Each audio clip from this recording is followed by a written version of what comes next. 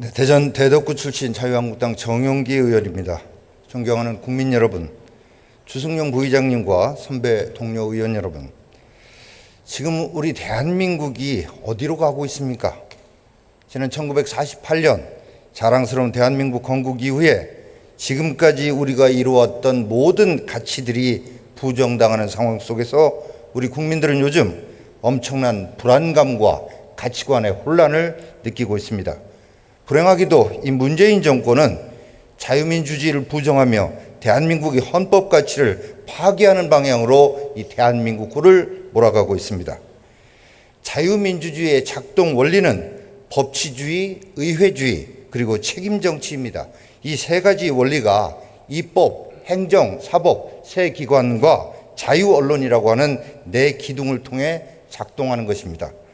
그런데 현재 이 모든 작동 원리가 무너지고 있습니다. 법치주의가 파괴되고 의회주의가 부정되며 책임정치는 실종됐습니다. 또 언론은 살아있는 권력에 대한 비판을 하지 않고 있습니다. 하나하나 따져보도록 하겠습니다. 먼저 이 정권의 법치주의 파괴에 대해 짚어보겠습니다. 법무장관 나와주시기 바랍니다.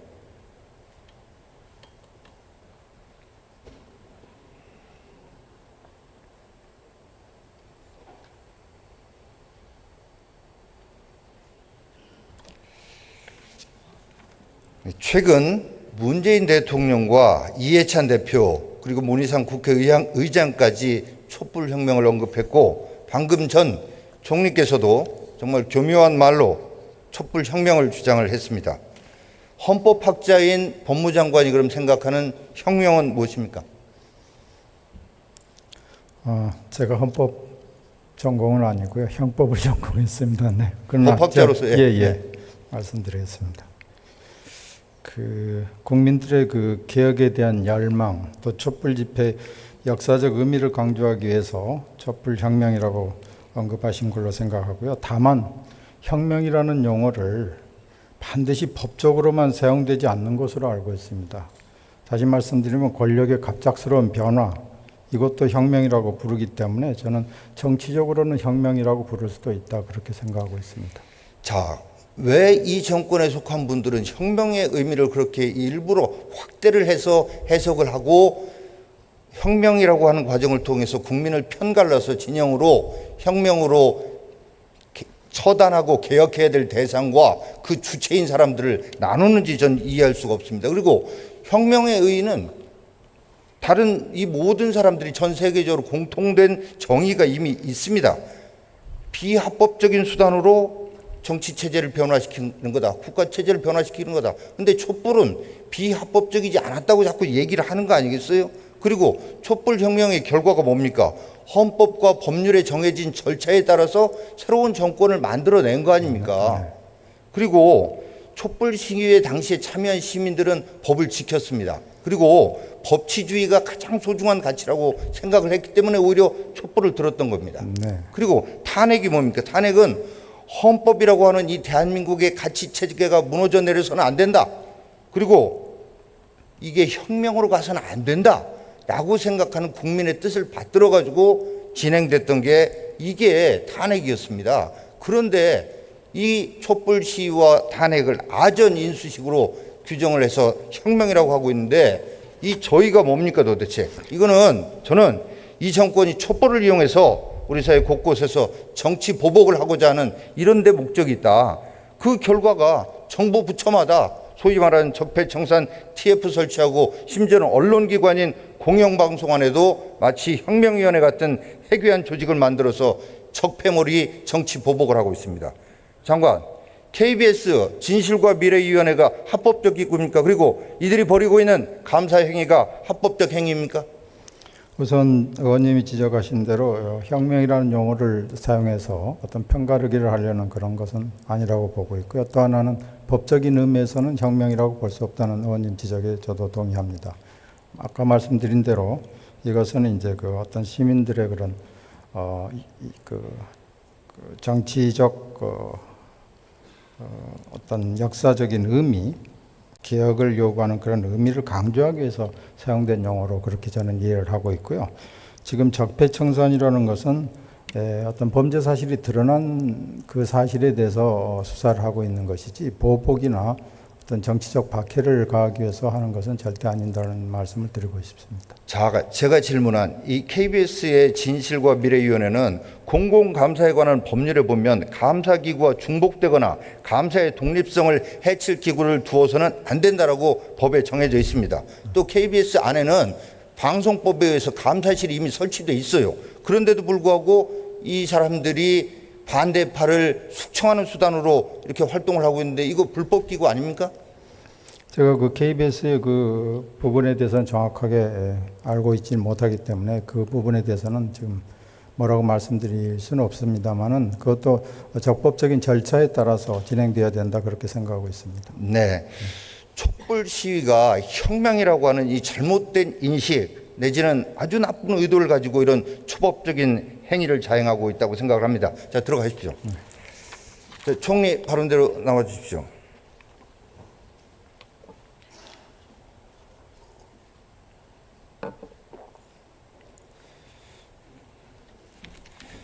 네, 총리님.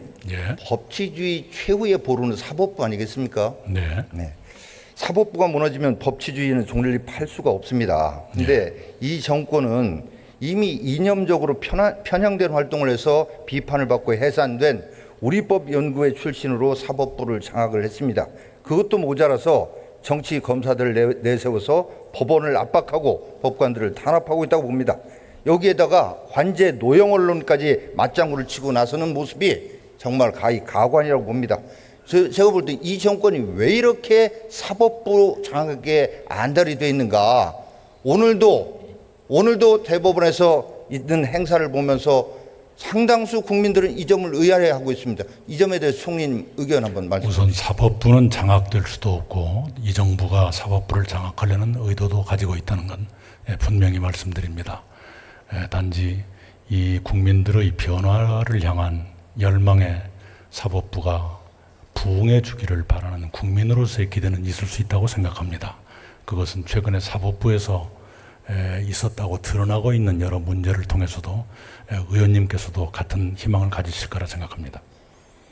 자, 총리님의 지금 답변에 얼마나 많은 국민이 과연 공감하겠는가 하는 말씀을 드리면서 저는 이 정권의 이런 모습을 보면서 바로 베네수엘라 차베스가 사법부 장악을 위해서 그토록 집요하게 군중을 동원하고 여론을 조작했던 것이 연상이 됩니다. 차베스는 사법부 장악을 통해서 법치주의를 결과적으로 파괴했습니다. 또한 이 문재인 정부가 즐겨 쓰는 사람이 우선이다라고 하는 어찌 보면 당연한 그러나 지극히 선동적인 구호 역시 차베스가 외쳤던 라 헨테스 로 프리메로 이걸 따라하는 거 아닙니까? 예? 이렇게 법치주의를 파괴하고 선동 정치로 일관한 차베스의 베네수엘라의 끝이 어떻게 됐습니까? 성공한 사례도 많은데 왜 하필이면 망한 이 베네수엘라의 사례를 따라가려고 하는지 참으로 이해할 수가 없습니다. 이거에 대해서 총리님 의견 있으면 말씀 주세요. 네, 연상은 자유지만 저의 말씀을 드리자면 지나친 연상이라고 생각합니다. 연상은 자유라고 하셨는데 이렇게 연상하는 국민이 많다면 그거에 대해서 겸허하게 한번 생각을 해보셔야지 연상은 자유라고 하는 이런 식의 뭐 말씀으로 그냥 넘어가면 되겠어요? 자, 다음 넘어가겠습니다. 자, 다음은 이 정권이 얼마나 반의회주의적인지 한번 따져보겠습니다. 대통령과 여당은 입으로는 협치를 말합니다. 총리께서는 협치의 전제 조건, 협치의 출발점이 뭐라고 생각합니까? 협력하면서 정치하는 것이 협치라고 생각합니다. 자, 상대를 인정하는 것에서 시작하는 거 아니겠어요? 근데 저는 이 정권 특히 청와대 행태를 보면 협치라고 하는 말은 국민을 속이기 위한 정치적인 레토릭일 뿐이고 협치에 대한 의지가 과연 있는가 의심하지 않을 수가 없습니다. 협치의 출발점이 상대의 존재를 인정하는 거고 그 상대가 있는 이 의회를 존중하는 것인데 문재인 정권 출범하고 나서 지금까지 제1야당을 적폐 그리고 청산 대상 이렇게 삼아왔다. 이렇게 상대를 인정하지 않는데 어떻게 협치가 가능하다고 보는지 이해할 수가 없어요. 대통령의 의회에 대한 태도에 근본적인 저는 문제가 있다고 봅니다. 지난 8월 10일 날 청와대에서 있었던 오부 요인 간담회 자리에 아마 총리께서도 함께 하셨을 텐데 그때 대통령께서는 국회를 비롯한 헌법기관에 대해서 아직 국민 눈높이에 부족한 점이 많다라고 마치 임금이 타이르듯이 이렇게 얘기를 했습니다. 또한 지난 10일 날 이 임종석 비서실장이 이미 일부 대상자들이 방북 안 하겠다고 얘기를 했는데 꽃할배 운운하면서 방북 요청을 했어요. 이 참으로 오만방자한 행동이라고 많은 사람들이 느끼고 있습니다. 이게 대통령의 제왕적 인식이 있고 이게 비서실장의 오만함을 튀고 있는 것이 아닌가. 또 반대로 시중에는 대통령은 오히려 허수아비고 임종석 실장이 실권자다 이런 얘기도 있는데 대통령과 임 실장의 어떤 역할에 대해서 총리께서는 가까이서 보시면서 어떤 생각을 하고 계십니까? 예, 우선은요, 제1야당을 청산 대상이다, 적폐다라고 생각한 적이 없고 말한 적도 없습니다. 그리고 협치를 위해서 지난달이었습니까? 여야정 상설협의체를 제안했고 그 합의를 이루었습니다. 협치 내각을 구성하기 위해서 제안드렸으나 거부당했습니다. 그리고 북한 평양에서 열리는 3차 남북 정상회담 동행은 8월 16일 5당 원내대표 회동 때 대통령께서 정중히 제안드렸던 내용입니다. 아무런 것도 없이 덜렁 임종석 실장이 했다 그렇게 보지 않습니다. 대통령과 임종석 실장의 관계는 대통령과 비서실장의 관계입니다. 임종석 실장의 꽃할배는 적절한 표현이 아니었다고 생각합니다. 네, 대통령께서 그렇게 협치 생각이 있고 국회를 존중한다고 하는데 이 국회에서 이딴 경제정책 실패에 대해서 지적을 계속해도 대통령이 어깃장 부리듯이 소득주도 성장을 더욱 강화하겠다 이렇게 말하면 이게 실제로는 국회를 존중할 뜻이 있는 것인가. 그리고 국내 정치와 관련해서는 9월 1일 날 제2차 적폐몰이 정치보복 선언이라고 할 수 있는 이런 말씀을 하시면서 김정은에 대해서만 한없이 관대하니까 이 문재인 정부의 기조를 북교 내공이라고 하는 한마디로 요약할 수 있다고 생각을 합니다. 총리께서는 진정한 협치를 위해서는 대통령께서도 인식을 좀 바꾸고 국회를 대하는 게 좀 달라져야 됩니다. 이런 말씀 좀 건의하실 생각이 없으십니까? 네, 그런 자세를 대통령께서 갖고 계시다고 믿고 있고요. 아까 한자로 나온 네 가지가 어떤 뜻인지 모르겠습니다만 저는 어제 시진핑 주석, 푸틴 대통령, 아베 총리로부터 남북 정상회담의 성공을 기원한다는 말씀을 들었습니다. 우리 야당들로부터도 그런 말씀을 듣고 싶습니다. 네, 다음은 이 정권에서 책임 정치가 어떻게 실종되고 있는지 짚어보겠습니다. 문재인 정권은 모든 책임을 과거 정권 탓으로, 모든 책임을 이명박 박근혜 탓으로 돌립니다. 시중에 이런 말이 있습니다. 차라리 고조선 시대의 책임을 돌리지. 이런 얘기까지 SNS에서 회자되고 있습니다.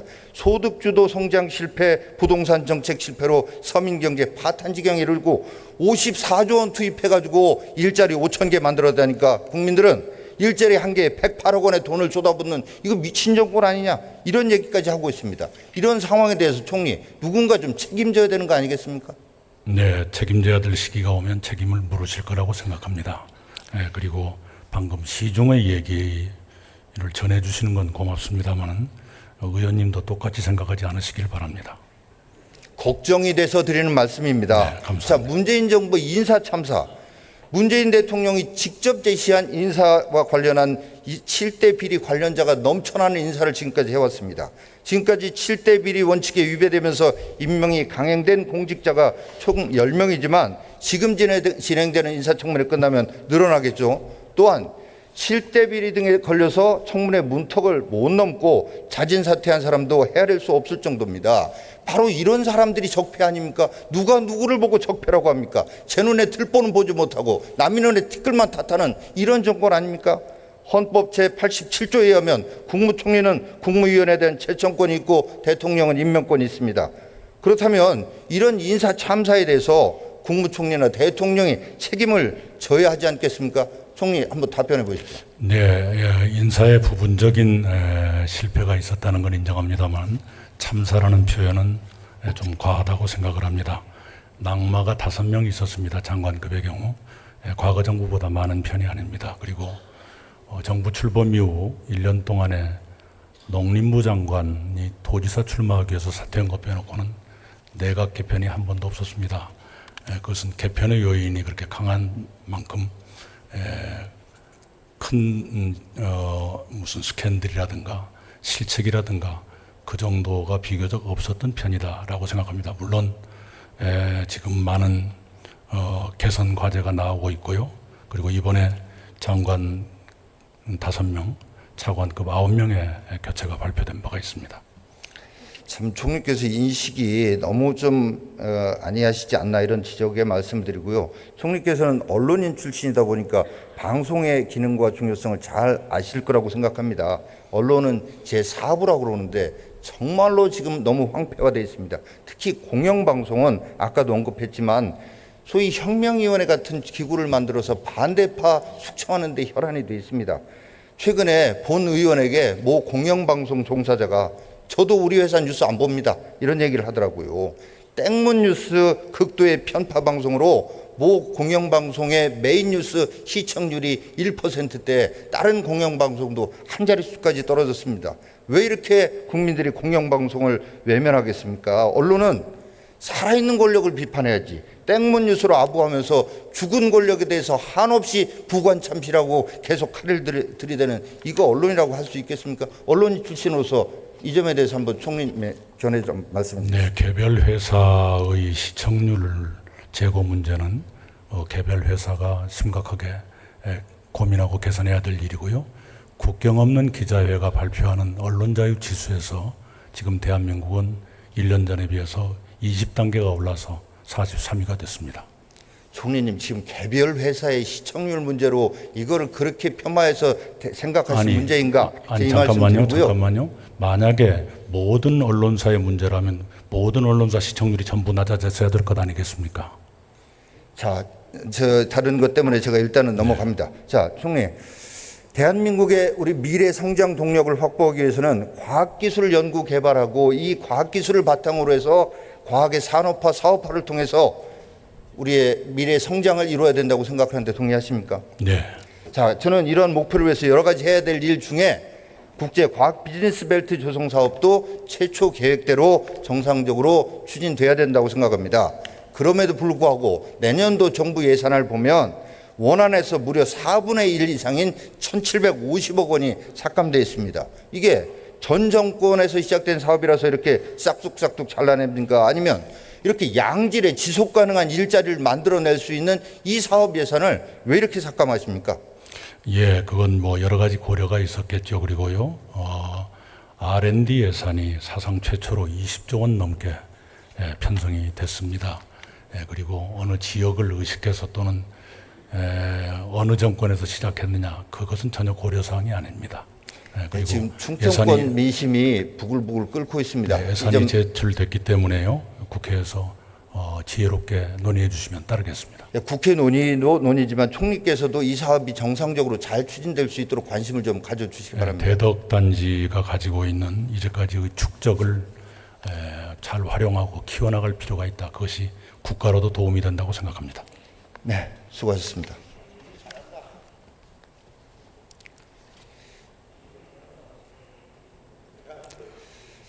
네, 존경하는 국민 여러분, 드루킹 일당의 댓글 조작을 통해서 집권한 문재인 정권이 통계 조작 시도도 모자라서 이제는 조작된 예산까지 내밀고 있습니다. 누가 봐도 퍼주기 예산, 나눠먹기 예산을 소위 생활 밀착형 SOC 예산이라는 말장난으로 조작하고 있습니다. 국민들은 드디어 이 정권을 조작 정권이라고 말하기 시작했습니다. 조작 정권은 결국 필연적으로 심판을 받게 돼 있습니다. 그러나 문제는 잘못된 정권이 심판을 받기 전에 국민이 도탄에 빠지게 된다는 것입니다. 아르헨티나와 그리스를 재정 파탄을 통계 왜곡으로 숨기더니 결국은 구제금융 요청에 이르렀습니다. 조작 정권으로 인해 크나큰 대가를 결국 국민들이 하고 있습니다. 보릿고개 세계 최빈국 먼저 왔던 나라를 온 국민이 하나가 돼서 세계 10대 경제대국으로 올려놓았습니다. 그런데 임기 5년에 시한부 이 정권이 자랑스러운 대한민국을 무너뜨리고 있습니다. 소득주도 성장으로 경제가 파탄나고 실업자가 넘쳐나며 명세소상공인 자영업자들이 줄도탄하고 있습니다. 국민들의 고통에 신음소리가 하늘에서 묻히고 있습니다. 그럼에도 민생은 내팽개친 채 법치주의와 의회주의와 책임정신을 파괴하고 있습니다. 자유민주주의와 시장경제라는 헌법 가치를 규정하고 있습니다. 사법부와 방송까지 장악하고 대한민국 도대체 어디로 끌고 가는 것입니까? 이제라도 문재인 정권은 스스로의 무능을 인정하고 대한민국을 제대로 돌려놔야 합니다. 그렇게 하지 않는다면 역사의 심판을 받게 될 것입니다.